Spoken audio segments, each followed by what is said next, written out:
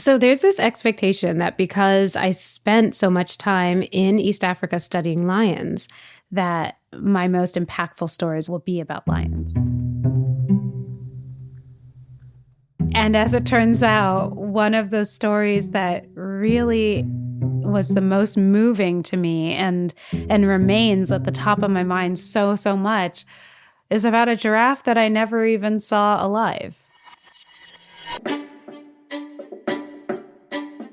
I'm Dr. Raewyn Grant, and this is a different kind of nature show, a podcast all about the human drama of saving animals.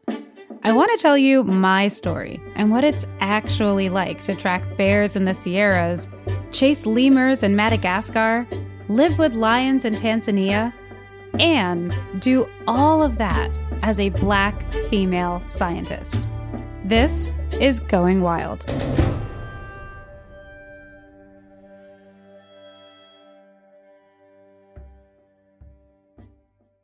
Poaching in East Africa is a really big threat to wildlife. Poachers go after animals for their hides, their bones, their organs, all kinds of things.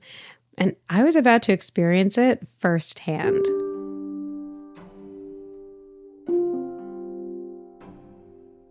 It was the year 2009, and I was in the middle of my master's degree.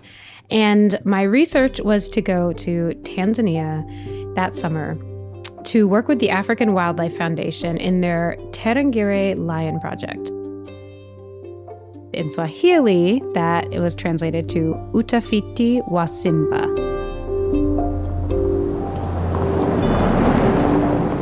So I finally arrived at the camp, and it was this super rugged, roughing it, dirty, scrappy little camp in the middle of the bush. And although that might be intimidating to some, and maybe even a different version of me would have been intimidated, it was exactly what I wanted. Look at this, I'm part of this team, and this is an exclusive place, for real science. It was a wonderful place to call home for that summer. So besides me, the team consisted of Ifura, who was our fearless leader, Stephen, who was a pretty general assistant in all kinds of ways, Idi, who was a fix-it man, and then Peter, who was second in command to Ifura, and he was another up-and-coming scientist. Super tall guy. He came from a nearby Maasai village, so he also helped us relate to the community. Every day, most of us on the team would pile into our junky clunky field vehicle and head out into the bush to look for lions.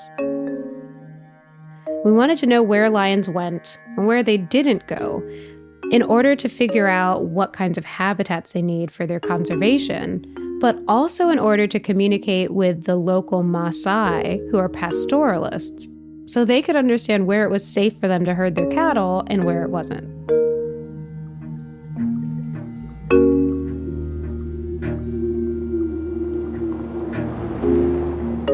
So there was this 1 week where instead of the whole team coming out to do the lion surveys, it was just me and Peter.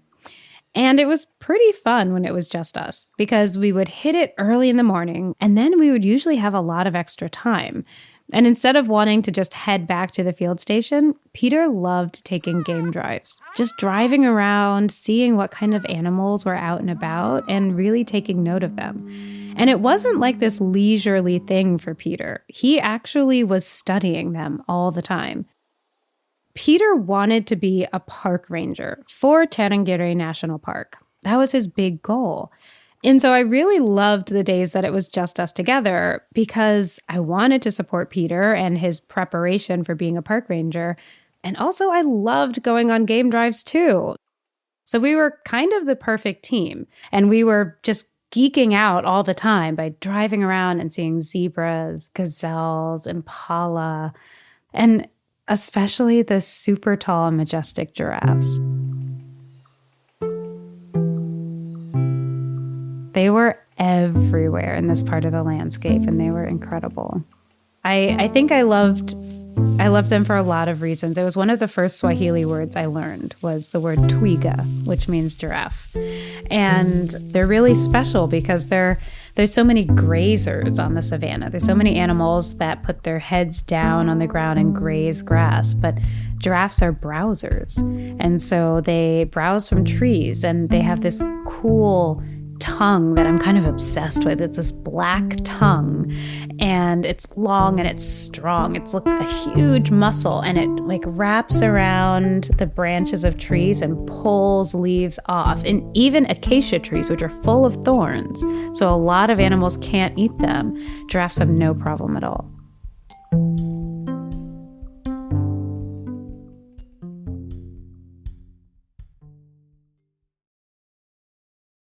And one day we were driving and found a paved road. And I have to tell you, finding a paved road was something that rarely happened, in my experience there, because we were so far out in the bush in a pretty wild area. Hey, where are we going? And he just replied, oh, I need to drop something off to a friend. And I thought to myself, a friend? We're in the middle of nowhere, but okay. He was someone I trusted completely. And so we made this turn and we drove up this hill again on another dirt path. And we get to the top of the hill and there's a camp.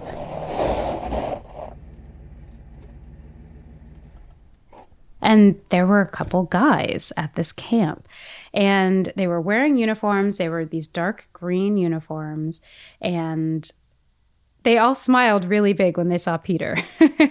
And so I realized, oh my goodness, okay, these are, I guess, some of his friends he was talking about. Not only did I not know that he had friends in this area, I don't know where the heck we are, but Peter introduced me as Ray, a researcher on his project. He introduced me to these guys as park rangers for Tarangire National Park.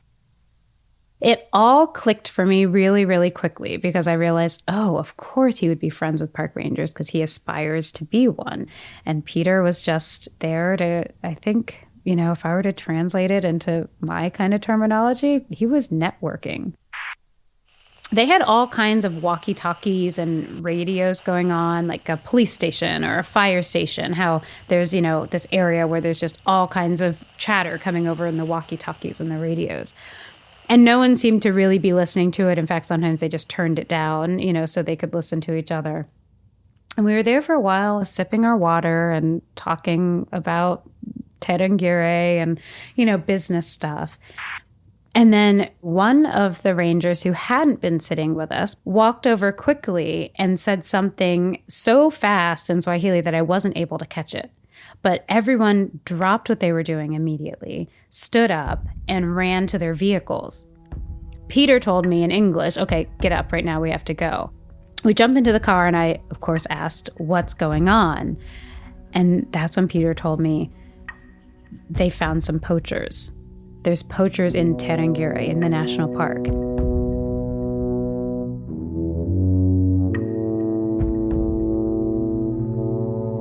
I got really worried that we were unsafe, that somehow, we were in close proximity to poachers, of people who might actually kill us.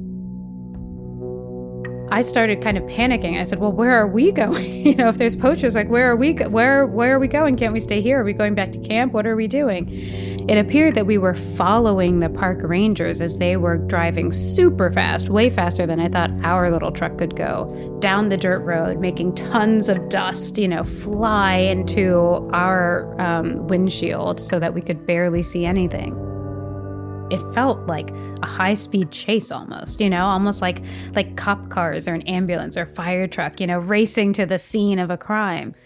And as we were following them, we were listening to the radio.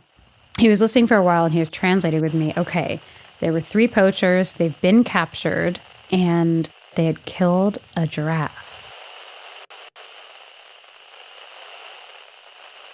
Unfortunately, the poachers were caught too late.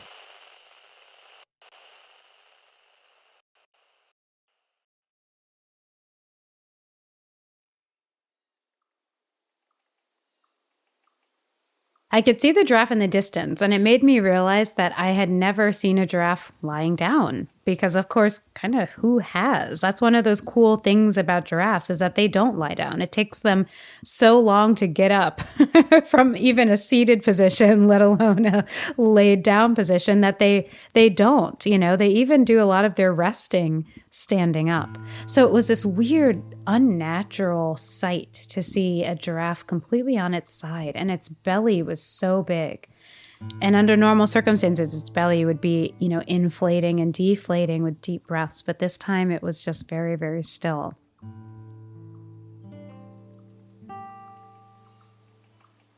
It was not bloody. In fact, if I had come across that giraffe on my own, I don't think I would have realized that it had been shot.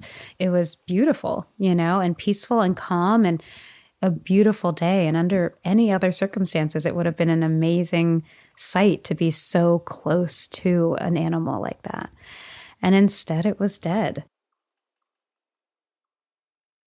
It was kind of this double impact because, as much as I cared for the animals and really, hated the idea of them being shot, I also knew that any poacher in Tanzania was motivated by their own needs that were unmet. I had a lot of compassion for these people who are criminalized as poachers because more than likely they came from some kind of severe poverty situations and they were getting paid to do this dangerous, risky, horrible work. They were choosing to do it because it probably paid better than anything else.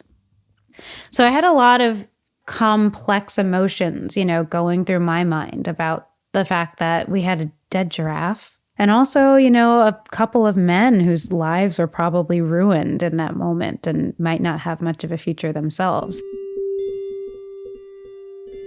As I was having those emotional feelings, I remember also having a lot of logistical questions kind of pop into my mind. Mostly, well, what do we do now? Maybe they'll take the whole giraffe's body and bring it to a museum. Maybe it can be brought to a university and can be dissected or, used for science. I had all of these thoughts and I realized, well, let me just ask Peter.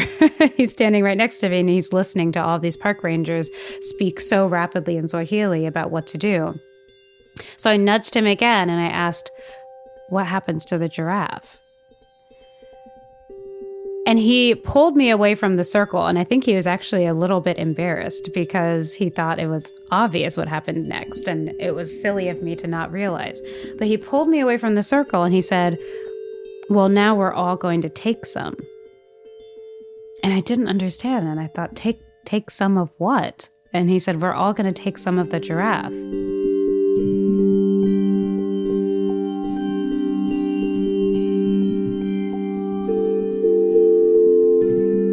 Whenever an animal gets killed by poachers and is caught in time, everyone from the community is actually able to benefit. A giraffe is about a ton of weight, and that amount of meat can feed so many people for so long. But we have to act rapidly. He explained that word had already been distributed throughout all of the neighboring Maasai communities, and people were on their way with baskets, with bags, with pots and pans, and everyone was going to line up, take their machete, hack off some giraffe meat, and bring it back home. We're in a landscape with no electricity, and that meant no refrigeration, so all this had to happen while the meat was still fresh, and before nightfall came, when surely carnivores were going to scavenge on the carcass. It was only safe for us to be there for a really short time. I almost felt embarrassed that kind of thing didn't dawn on me. Of course, there is this opportunity to use the whole animal. What, we were just going to let it sit there and rot? Absolutely not. And of course, this community already has a protocol for what happens when an animal is poached or illegally killed in some kind of way. It was such a great lesson for me. And all of a sudden, I got excited. I was the first person to run over to the back of our truck and grab 2 big machetes.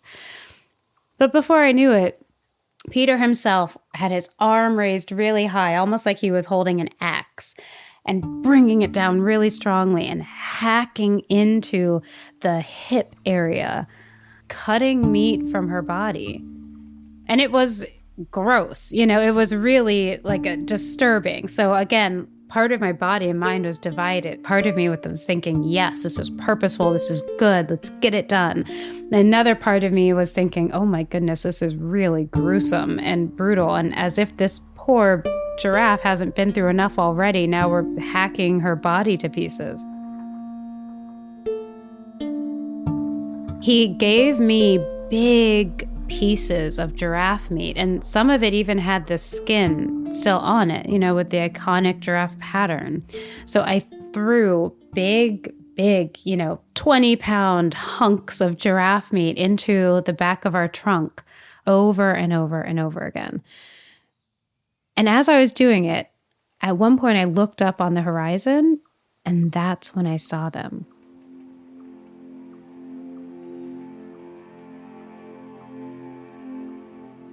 I can still see it so clearly, even right now. I remember seeing a single file line of Maasai women in the distance.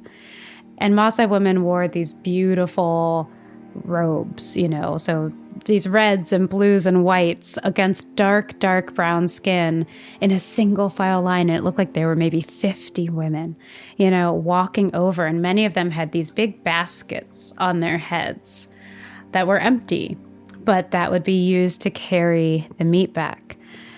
But it was also such a powerful, very, very emotionally moving sight to see women who I so strongly think of as leaders of the community walking for miles and miles and miles to the site of a dead giraffe that everyone was upset about, but also to know that they were going to be bringing at least a day or 2 or 3 days worth of nutrition back to their homes for their children, for their partners, for, their families and community members. And all of a sudden I thought to myself, God, this is what's missing from the conversations in my classroom. We talk about how bad it is, how illegal it is, all the tragedy that comes from poaching. But we've never talked about all the opportunity that it brings, the nutrition that it can offer to communities that don't often get it, communities that used to have full rights and stewardship over these landscapes that have now been barred from it. It kind of shook me back into remembering that humans are more important than animals. Period.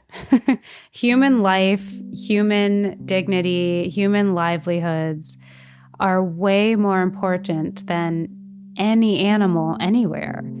And that's a really difficult concept to always keep at the top of your mind when your whole career is oriented towards saving animals.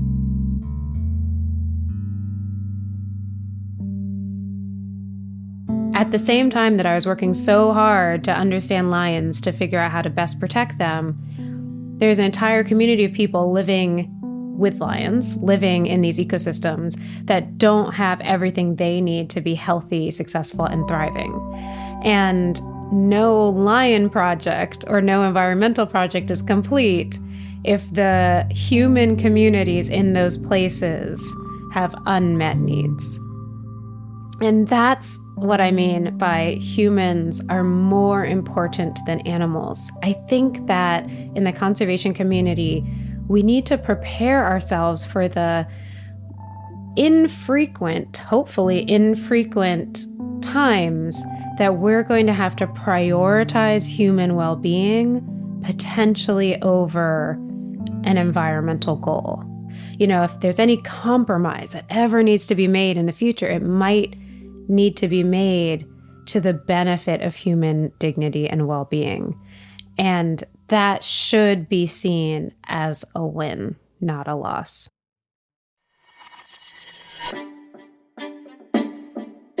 You just listened to Going Wild with Dr. Rae Wynn-Grant. If you want to support us, you can follow Going Wild on your favorite podcast listening app. While you're there, please leave us a review. It really helps.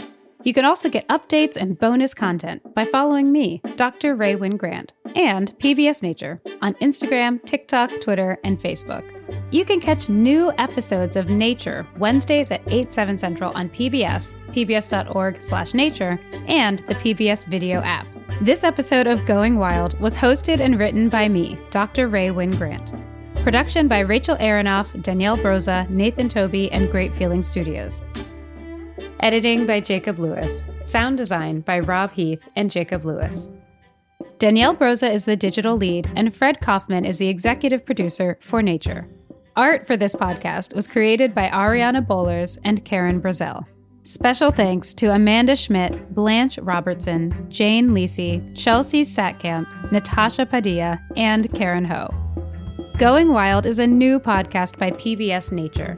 Nature is an award-winning series created by the WNET Group and made possible by all of you. Funding for this podcast was provided by grants from the Anderson Family Fund and the Corporation for Public Broadcasting.